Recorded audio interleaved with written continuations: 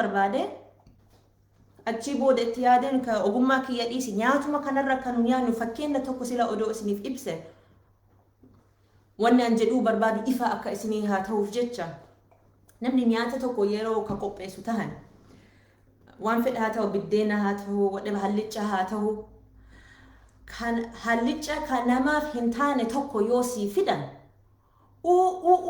jechuun naan taane garaana baasee jechuun uuma jechuudha. Hiikkas hin fidu, jijjiiramnis hin fidu.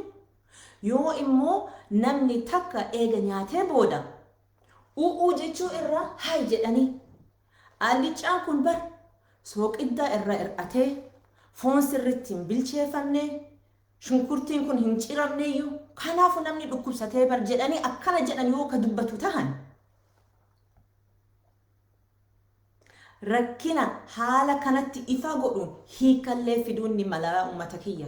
Haasa'uu irra alawaadaa keessa seentee nama san gargaaruu qabna. Be a part of the solution kan jedhamu. Hiika san taasisuu qabnaa jechuudha ummata kiyya. Dubbiin amma bar nyaataa miti. Fakkeenyumaaf akkas dubbadhee malee dubbiin waa'ee saba keenya kana kaasuu barbaada. Saba keenyaaf nyaata tokko jechuudha osoo hin ta'in akkuma fakkiitti ifa akka isiniif tahee himuun barbaade. Sababa ar'a kan isiniif waanne waa'ee rakkina keenyarra dubbachuudhaaf. We have been in a problem for a very long time. Namni yeroo dheeraadhaaf rakkina keessa yeroo jiraatan humna isaanii hir'atuun ni mala. It's natural.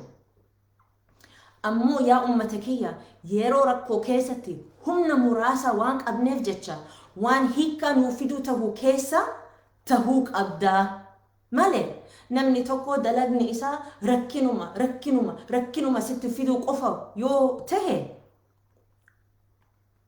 kan siin jedhu ufumarraa cufuu nama sanirraa yookiin nama sanirraa deemuudha yookiin nama sanirraa garagaluu jechuudha. Akkanatti wal arrabsuun Facebook irra ebaluun akkas jedhe ebaluun bitamte ebaluun akkana jechuun humna ofii fixachuu jechuudha.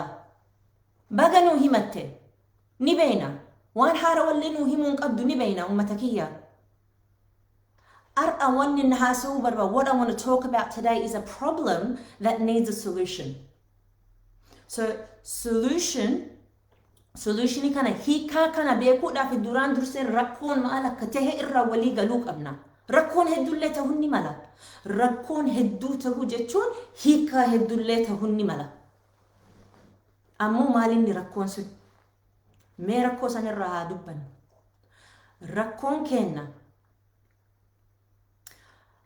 Rakkoon keenna ka Oromoo hunda diigee, ka Oromoo hunda facaasee, ka hiikaa nuu feesise maalinni?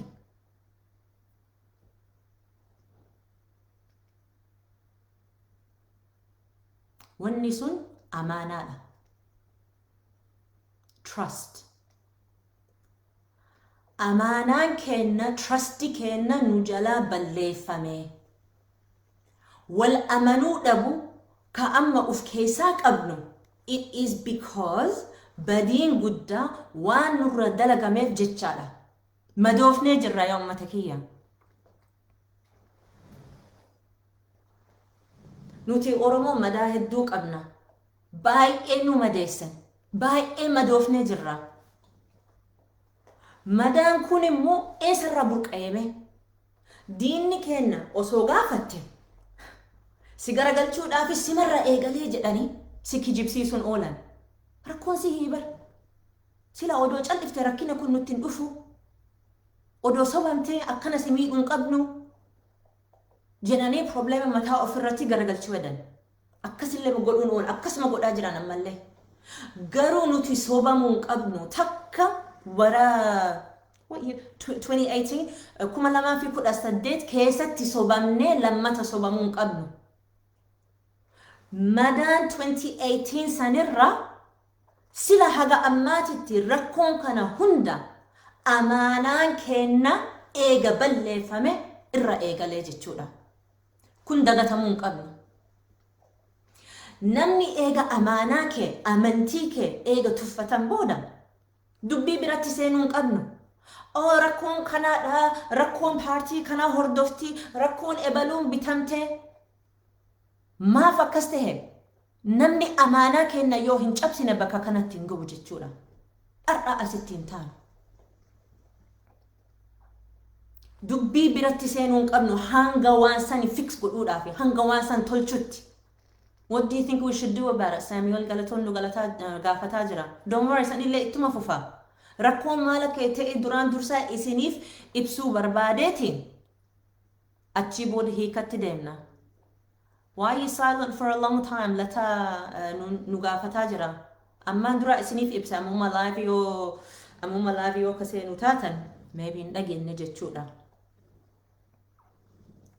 Namni irreecha sii goonaa jedhee kitaaba sii baafnaa jedhanii mana sii binnaa jedhanii nageenyi kee sii eenaa jedhanii kijiba. Kun hundi kijibuma. Namni tokko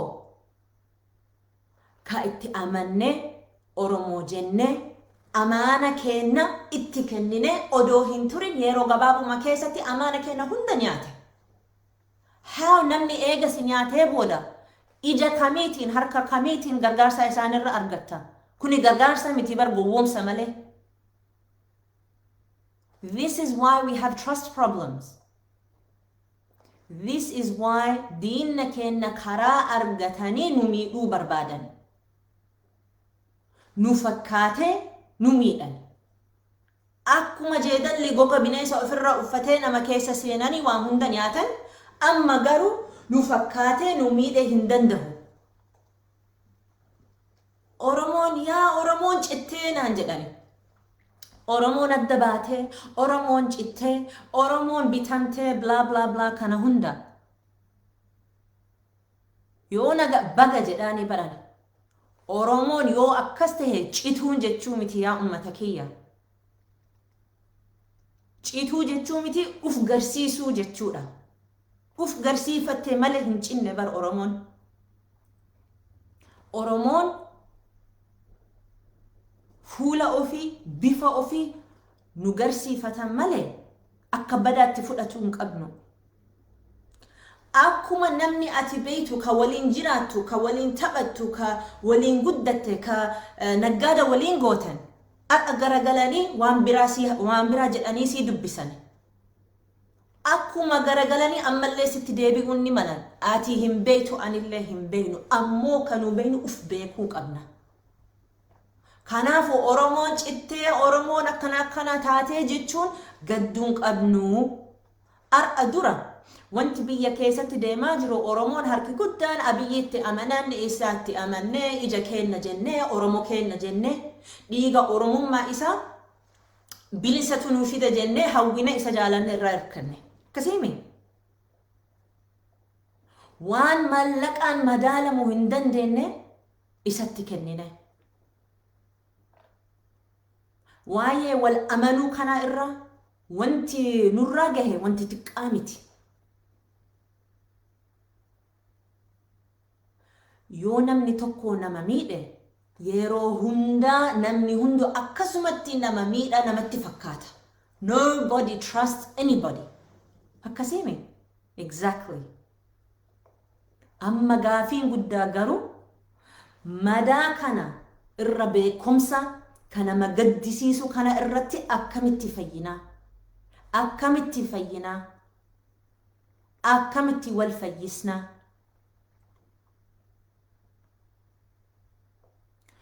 Wanti nurratti dalaguu fedhan nama biraa amanuu dhiisi akka ufiyyuu hin amannee godhuu fedhan. Let me tell you, dalaguma kiyyarranin argaa yeroo hunda. Namni tokko namni bira yeroo miidhuu barbaadan duraan durseen badii kan keetii jedhanii sirruma kaayan. Balleessites balleessituu baates doesn't matter. Simarraa kaayan. Takka jedhi. Itti aanses situ jijjiiramuu qabaasiin jedhan. Ati situ balleesse waan balleessiteef jecha situ jijjiiramuu qaba. As garagaltee achi garagaltee nama san gammachiisuudhaaf namni sun immoo hin gammadanii bara. Liistii isaanillee hin dhumtu.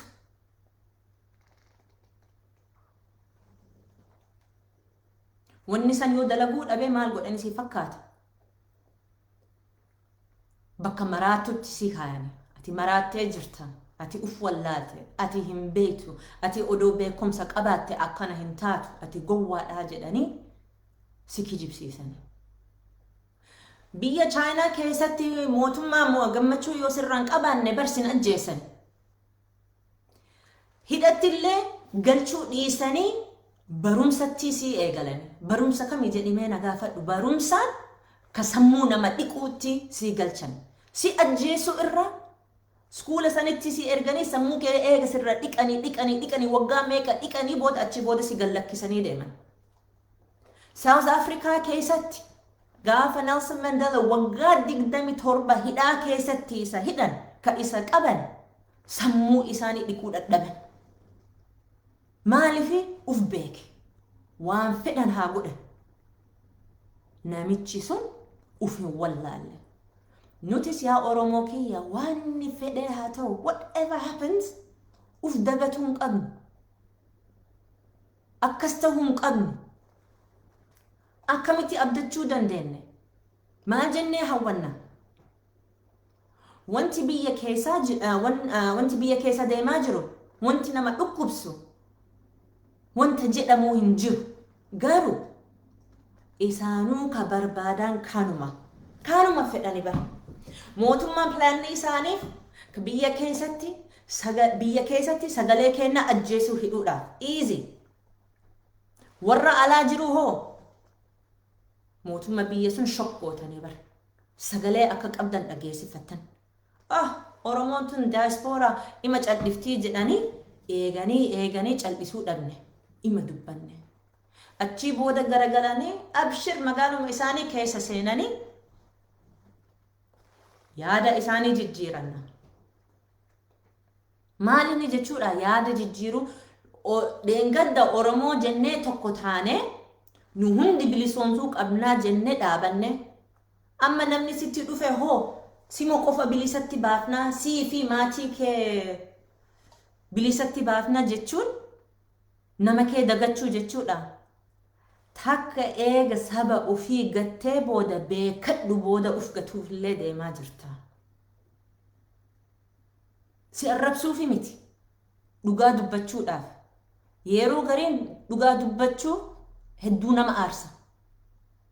Maaliifii madaa isaanii ifa waan gooteef jecha dhaga'uun fedhan.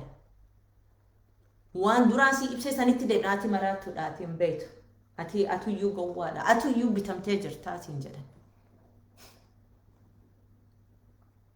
Oromoon waliin hin galtu. Dubbiin walii galuu miti yaa obboleessa kiyya. Oromoon walii galti. Oromoon walii galti. Nyaatamnee jirra. Nyaatanii nu fixuu tattaafatanii yeroo hamaa san keessatti Oromoon hedduu ifaa uf godhanii ka walii galuu walii galan. Ka fiixatti bahuu dandahan warra saba ofii kabaju. Warra nama ofii kabaju. Warra nama hundaaf dhaabatu. Seenaa keenyarra kana ima beeyna. Amma biyya keessatti warra biyya keessa jiru sagalee isaanii hidhuuf ajjeesuu fi warra ala jiruun immoo sammuu isaanii tuquu fedhan. Sammuu keenya tuquu fedhan. Kaan ajjeesanii kaan hawwii kutachiisan akka nuti jiruu keenya deebinee hin yaannu godhan. Ufillee akka hin amanne namallee akka hin amanne ammallee akkasuma godhu jedhan.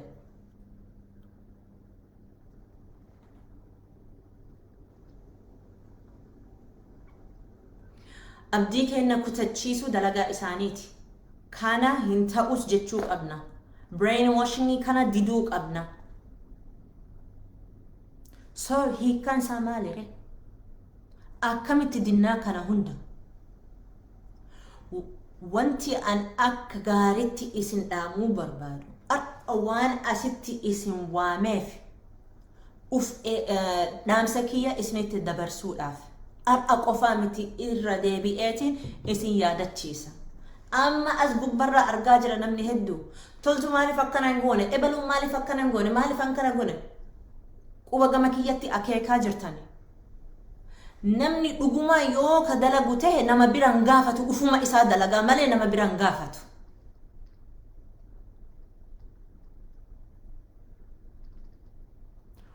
akka gaarii isinitti dhaamuu barbaadu yaa uummata kiyya yeroo kana keessatti yeroo hamaa keessatti humna muraasa yoo ka qabaachuu taatan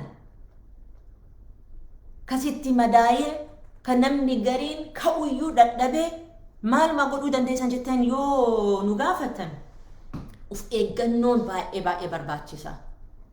Tokko sobamuu waan jiru lama akka hin sobamne immoo uf eeggadha. Diina keenya soba isaanii dho'isuuf jecha nurratti garagalchuu fedhan. Akkuma Oromoon mammaayitu ijji qaroon dura boottii jedhan. Afaan Ingiliziitti yoo hiine crocodile tears kan jedhamu. Naachi yeroo imimmaan buusan bo'uuf jechuu miti waan si nyaatuu barbaadaniif jecha buusan.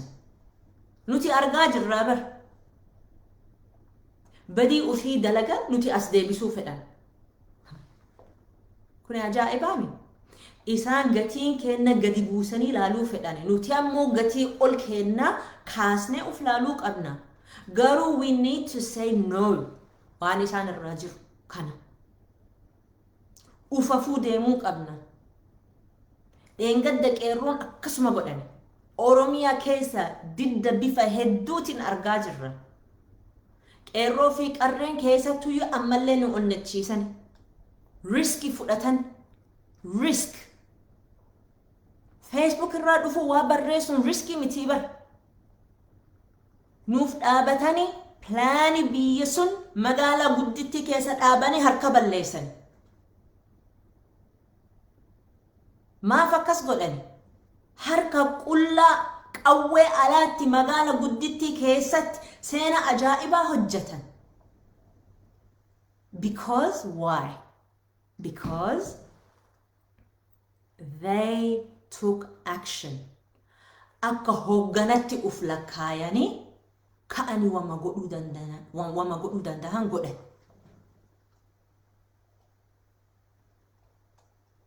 Kan isiniif dhaamachuu barbaade, what is the solution? Qeerroon kenna qofa irraa irkachuu hin qabnu. Nuti miliyoona nama meeqa hundi kenna hoogganaadha. Uf hoogganuu dandeenya. Kanaafuu nuti harka wal qabannee itti fufuu qabna. Eenyummaa kenna kanatti iyyachuu qabna. Iyyannee jirraa maa sila haboo akaaga ammaatitti jijjiiramni hin dhufnee jettani. Aanumarra dhageeffadhuu beekadhaa hubadhaa.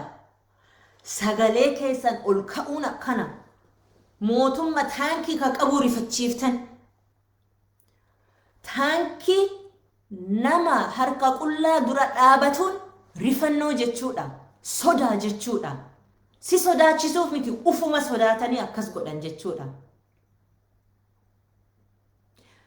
Yoo uf jabeessinee malee eenyullee nu jabeessuu hin danda'u. Fayyaan kennaa fi eenyummaa kennaa fi wanti maallaqaan madaalamuu miti wanti maallaqaatiin bitamuu hin dandeenye kana yoo isin jabeeffattan malee.